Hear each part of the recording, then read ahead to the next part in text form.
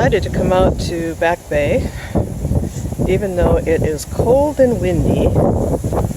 It's still a lot warmer than where I am originally from, which of course is Minnesota. Right now the wind chill, I believe, is in the upper 30s, but it is an absolutely beautiful day as far as clouds and sun. In fact, let me stop for just a moment. I'm going to do a little 360.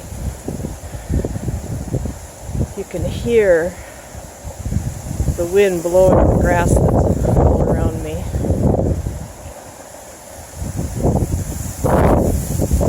There's only about 4 cars in the parking lot, including mine.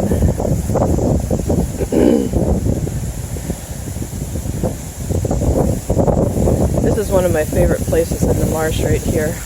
The benches that you just saw make for a great place to stop, close your eyes, and try to listen for the smallest thing possible.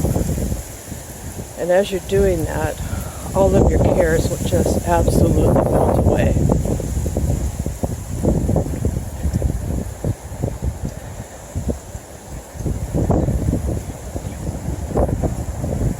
What you're seeing ahead is termed Sunset Point or Sunset Lookout.